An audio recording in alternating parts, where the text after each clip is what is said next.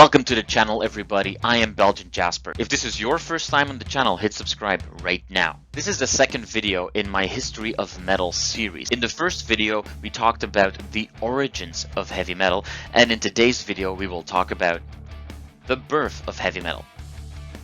Now, warning, it is easy to use labels for music, especially when you're looking back. Keep in mind that a lot of the labels we use for music today were not really used when this music was around. And because in this revolutionary time for rock music, the borders between the different subgenres were blurry at best, you are going to find certain bands that appear in multiple subcategories.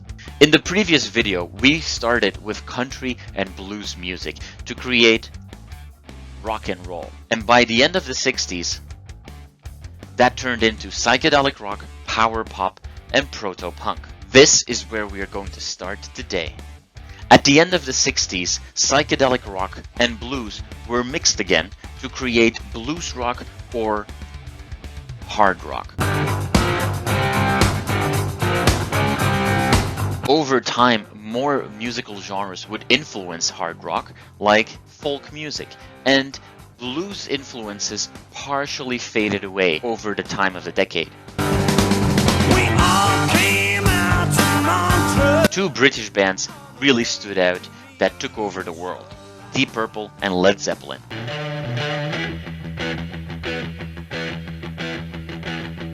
But many more legendary bands would follow.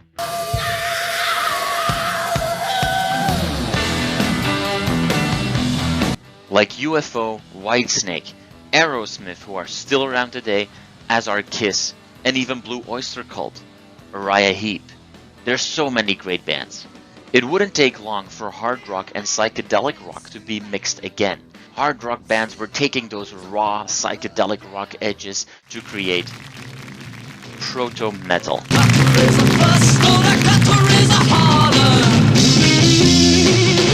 These were bands that were playing faster, heavier, more riff-oriented than the average hard rock band, but they were not quite metal. First, we see some of those hard rock bands appear here. Like I said, the borders between subgenres are very blurry at this time. This is a thing I've never known before. It's called easy. But we also start to see other bands that stand out, like Blue Cheer and Sir Lord Baltimore.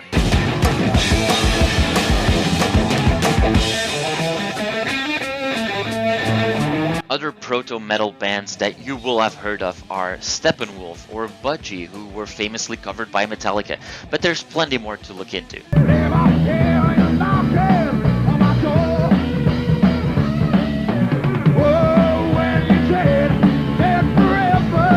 But hard rock was fused with more than just psychedelic rock. Certain bands, predominantly coming from the United States, were fusing country music with hard rock, creating the so-called Southern rock.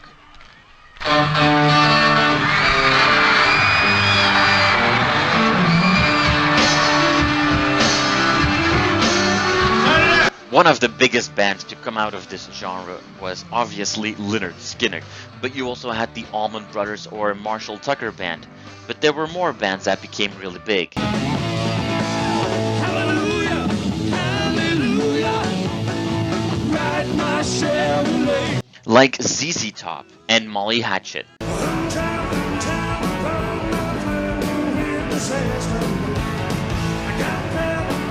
Again, many more bands would follow, and Southern rock has remained popular to this day.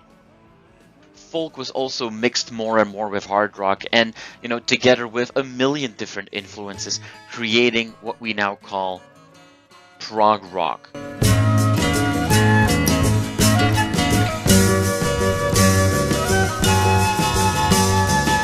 King Crimson, Jethro Tull, Saga, and Yes were big bands, but also Canadian Rush. Why try?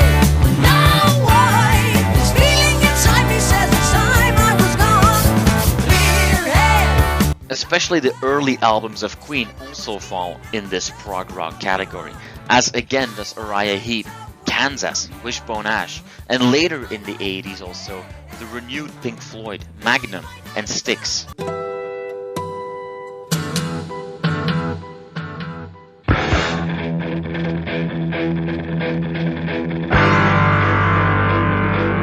there was more mixing going on.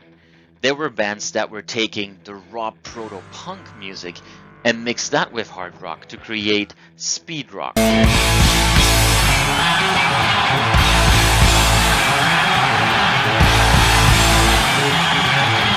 A loosely defined genre at best, sometimes just referred to as heavy rock and roll, speed rock was made very popular by some Australian bands like AC/DC and Rose Tattoo. In England, there was also a band that made this heavy kind of rock and roll, Motorhead.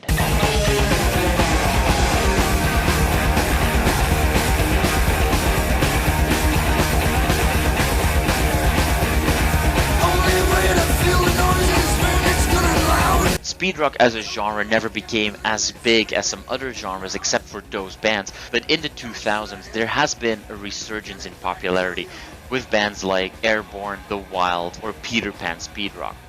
Talking about proto-punk, in the early 70s it was also mixed with power pop, giving birth to glam rock.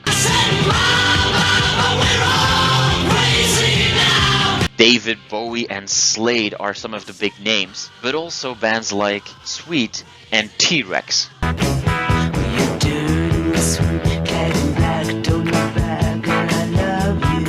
Many more bands would follow in the 70s like Mott the Hoople, Mud, even Roxy Music and Suzi Quatro.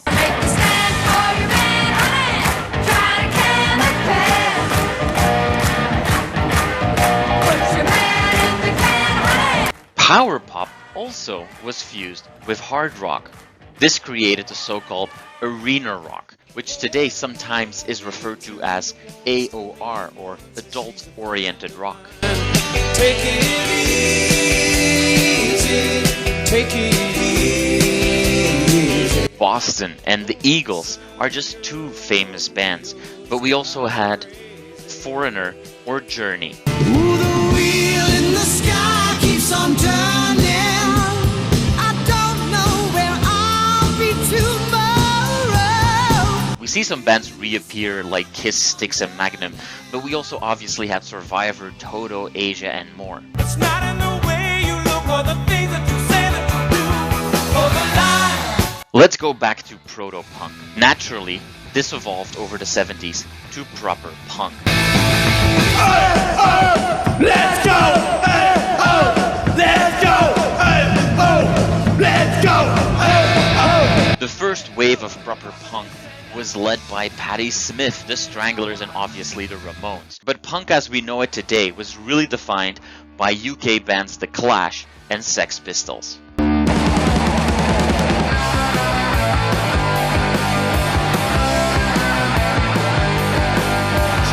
Worldwide, more bands would follow, and some bands would create their own niche, like the Misfits in the United States, who started to adopt a horror theme. But we'll come back to the Misfits in a later video. Punk itself was mixed with the blue-collar speed rock to create hardcore. But that is a story for another episode in this video series. So there you have it. Throughout the 70s, hard rock evolved into many different subgenres. Oh wait! Right. One other thing happened in the early 70s.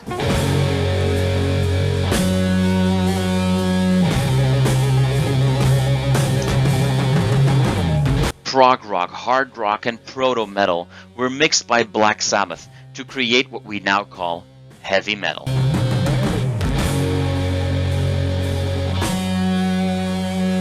And it wasn't just Black Sabbath. In the UK, we also saw the rise of the legendary Judas Priest.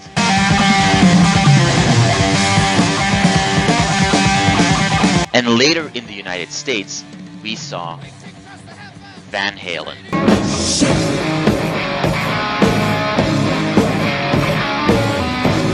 Many more bands followed. Again, some of these bands can be described as hard rock or other genres at times in their career.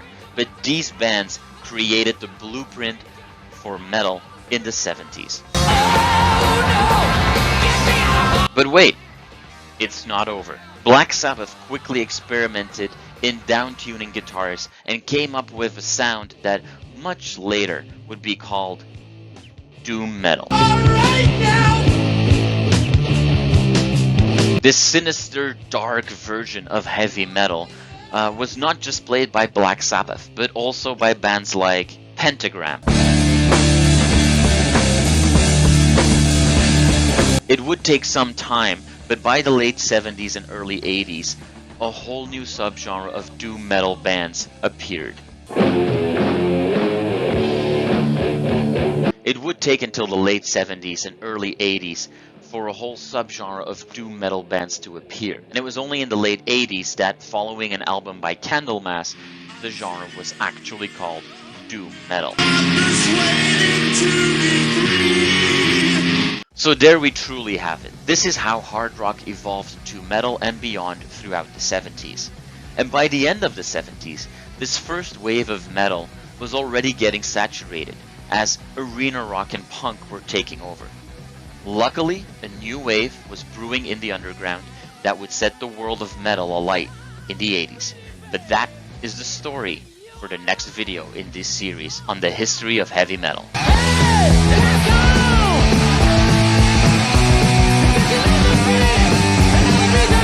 Alright, so if you like that video, click right here to see more content like it and subscribe to the channel.